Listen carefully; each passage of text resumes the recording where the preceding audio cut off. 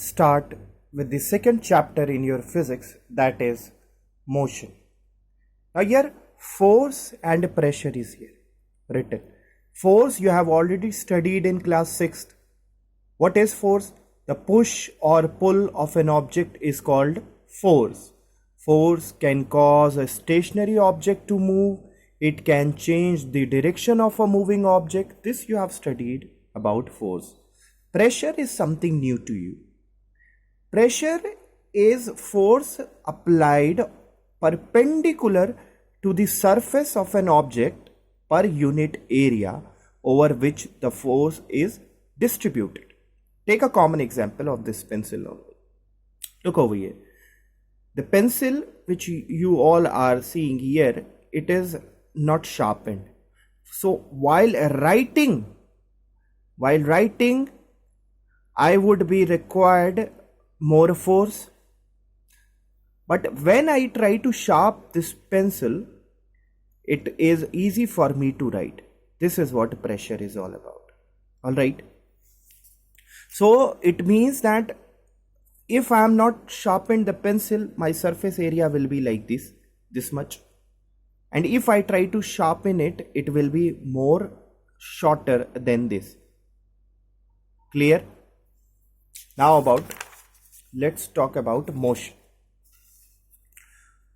Motion, an object that changes its position over time. We say it as motion.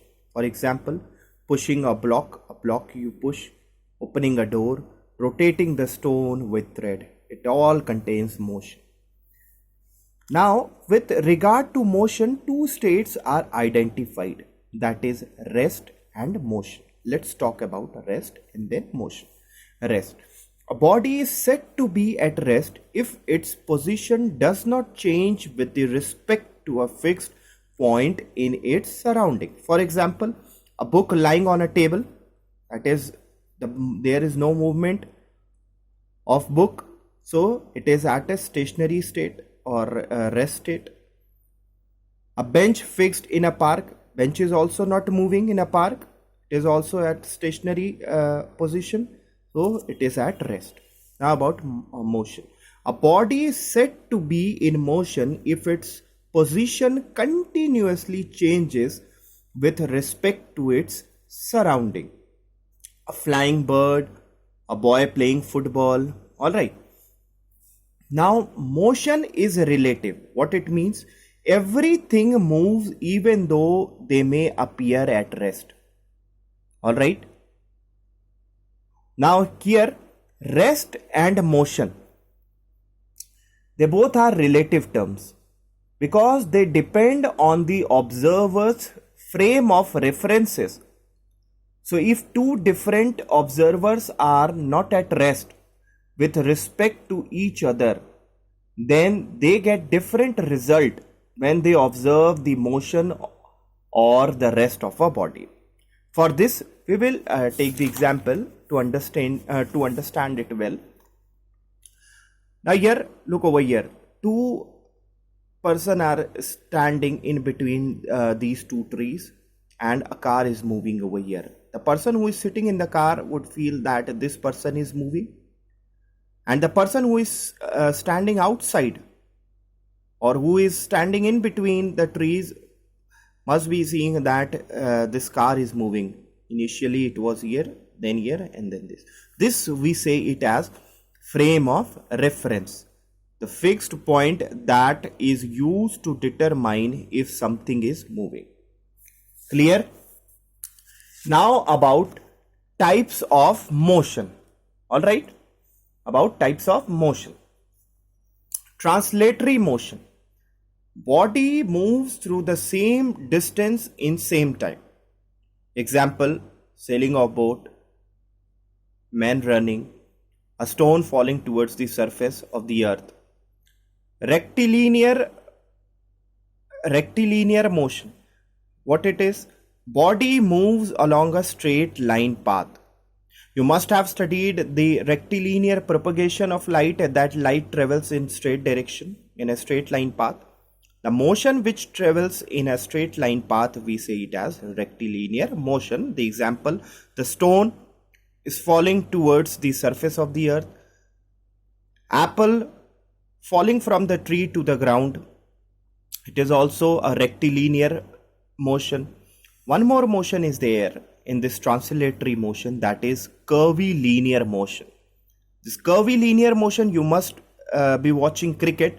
Over there, when a batsman hit 6, the ball goes like this to the ground, isn't it? Or if a fielder try to catch ball which is hit by the batsman, it is also in this direction when he is holding the catch, taking the catch. So here, these are the examples. So here I just made one this person who is try to put the ball into the net. It's a basketball, and look over here, the direction, it is curved. So it is a curvilinear motion. Body moves along a curved path. We say it as curvilinear motion. Now about circular motion. When an object moves in a circular path, alright, we say it as a circular motion. Now here, the earth is revolving around the sun and there is a distance. The distance is fixed between them. So, from wherever you will find, the distance of sun and the earth will be fixed. With this we say it in a circular path. This is, we say it as orbit. You must have studied in solar system about the orbit as well. Orbit is what? It's a circular path only.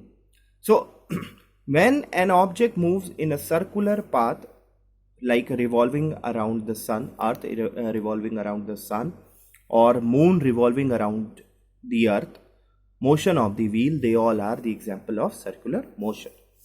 Now, rotary motion. When an object moves on its axis, earth moves on its axis, and that is why you have day and night, isn't it? Or spinning top, you must have played with this spinning top, you must have so how you know, how you must have been knowing how the spinning top works, like this, try to roll from the axis. So they are the example of rotary motion. Clear? Now about oscillatory motion. Oscillatory motion is the to and fro or forth and back motion described by an object as a whole along the same path without any change in the shape of the object. We say it as oscillatory motion. For example, a child on a swing, like this. This is to, this is fro, this is forth, this is backward. Motion of hand while running. Your hand also moves when you are running in this direction. Motion of a child on a seesaw. Motion of a hammer on an electric bell, like this. So these are the example of oscillatory motion. For here I just made the diagram of a pendulum. You must have studied in class 6th as well. Now here, this is the pivot joint from which the massless string is attached. Here the bob is there. Now the movement, look over here, the movement is going like this and this, like this. Alright, the movement is going like this and this. It is in a curved linear, isn't it, direction. So the initial position to, so what it means that here it is oscillating, and this complete to and fro motion, we say it as oscillation. And the formula for to find out the time period of oscillation, the time taken for the number of oscillation upon number of oscillation. For example, if 32 seconds second takes to complete 20 oscillation, so 32 second will be here, and 20 oscillation will be the number of oscillations upon number of oscillations. So 32 upon 20, that will be 1.6. Now frequency is just 1 upon the total time period of oscillation. This is, and we represent it as hertz. Hertz, because the scientist Heinrich Rudolf Hertz gave this concept of frequency. Alright, on his name this unit is defined for frequency. In oscillatory motion, frequency is low. Alright. Now if you try to calculate, you will find that in oscillatory motion frequency is low, and now we will discuss about vibratory. Then I can tell you the difference between oscillatory and vibratory. An object moves to and fro in the mean position. To and fro in the mean position. See, this is a tuning fork. Alright, when you try to hit one end, it try to vibrate like this. And here the vibration is high. The examples are stretched membrane of drum, plucked string of guitar. Here the vibration is high, which means that the frequency of vibratory motion is more than the oscillatory motion. This is the only faint difference between oscillatory motion and vibratory motion. Periodic motion. Motion which repeats itself, alright, at regular interval of time, or we can say the object always come after a time period. We say it as periodic motion. For example, pendulum of clock, revolution of earth, swing machine running at a constant speed. That is also periodic, and it is rotational as well, because the needle is moving up and down continuously. Now about non-periodic. When the motions which repeat itself at irregular interval of time. Alright, irregular interval of time means after some time it becomes slow generally. For example, a footballer running on a field, rolling of ball, motion of tides. Now in your book it is there written multiple motion. Multiple motion means combination of two or more motions in it. The case of earth is having a circular having a circular motion as well, and rotatory motion, along with it is periodic motion as well. So three motions are included in the case of earth. Case of merry-go-round, rotational and circular merry-go-round. You must have seen the horses, and over there kids try to sit and it goes around. It is having a fixed axis from where the different horses are attached, and they try to rotate. So it is having rotational and circulatory motion. The case of bicycle and ball, they both are having a rotational as well as rectilinear, because they are fixed with the axis and they are moving towards the straight direction. So they are having a rectilinear motion. Case of swing machine is also already discussed. Now about the random motion. Motion of an object in an unpredictable or haphazard manner. The bee is moving here, then the motion the bee changes the motion and it goes like this, then like this, then this. This is a haphazard motion, all right. Flying house bees, butterfly, or yes. Now slow and fast motion. When an object moves slower than the normal motion, that is the speed is less, it is a slow motion. For example, tortoise pace, snail pace.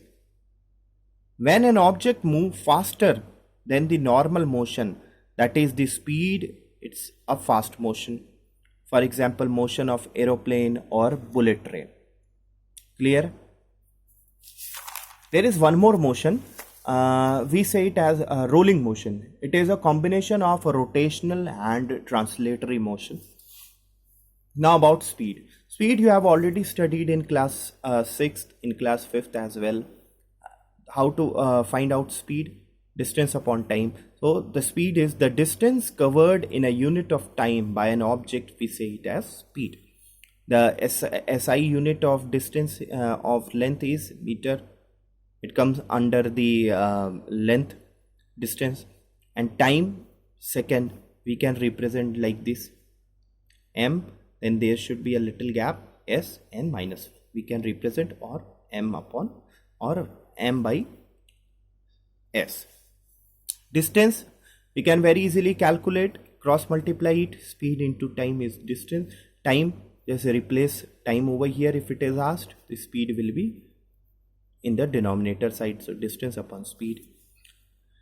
Now, uniform motion or constant motion and non-uniform motion, types of motions. All right. Now, uniform motion, when an object covers equal distance in equal interval of time, that is with constant speed, we say it as uniform motion. When an object does not cover equal distance in equal interval of time, that is with variable speed, we say it as non-uniform motion. Let's take the example. In first chapter you have already studied.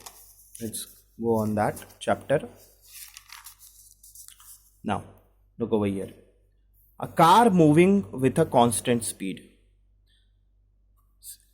0 kilometer, 0 hour, 5 kilometer, 1 hour, 10 kilometer, 2 hour, 15 kilometer, 3 hour, 20 kilometer, 4 hour.